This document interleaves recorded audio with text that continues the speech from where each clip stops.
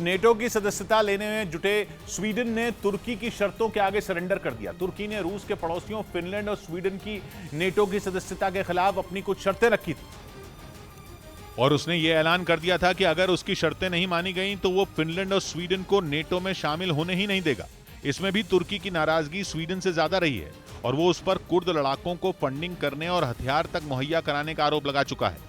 तुर्की ने आंखें तरेरी तो उसे कई बार मनाने की कोशिश भी की गई, लेकिन वो अपने रुख पर अड़ा रहा और आखिरकार तुर्की के सख्त रवैये के आगे स्वीडन को सरेंडर करना ही पड़ा। नेटो के सेक्रेटरी जनरल के मुताबिक स्वीडन ने तुर्की की शर्तों को पूरा करने की तरफ कदम बढ़ा दिए हैं। इसके लिए स्वीडन ने अपने आतंकवाद विरोधी कानून में संशोधन करना शुरू कर दिया है। इसके साथ ही उसने तुर्की को हथियारों का एक्सपोर्ट करने की भी तैयारी शुरू कर दी है और माना जा रहा है कि स्वीडन के इन कदमों से तुर्की के रुख में थोड़ी नरमी जरूर आएगी, जो कि पहले दिन से ही उसके और फिनलैंड के नेटो में शामिल होने के खिलाफ रहा है।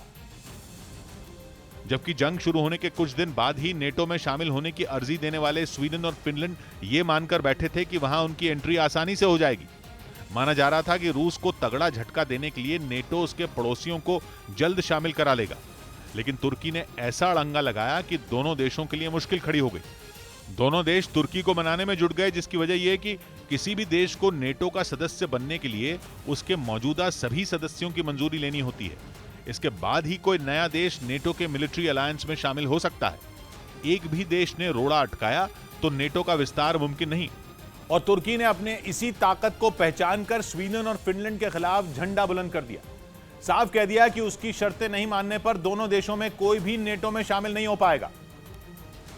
और तुर्की की इस नाराजगी की वजह है दोनों देशों के साथ उसकी कई साल से चल रही तनातनी। तुर्की का आरोप है कि दोनों देश पीकेके यानी कुर्दिस्तान वर्कर्स पार्टी का समर्थन करते हैं और उसके लोगों को अपने यहां पनाह देते हैं। पीकेके तुर्की के कुर्द लड़ाकों का एक संगठन है और तुर्की कुर्द लड़ाकों को आतंकवादी मानता है। तुर्की के साथ ही अमेरिका, यूरोपियन यूनियन समेत और भी कई देशों ने पीकेके को आतंकी संगठन घोषित किया हुआ है। इसमें भी स्वीडन से तुर्की की ज्यादा ठनी रही, क्योंकि उसने तुर्की को हथियारों की सप्लाई पर प्रतिबंध लगाया हुआ है। स्वीडन ने सीरिया में सैन्य कार्रवाई करने पर साल 2019 में तुर्की को हथियारों की सप्लाई रोक दी थी। लेकिन अब स्वीडन नेटो में शामिल होने के लिए तुर्की को मनाने में जुट गया है।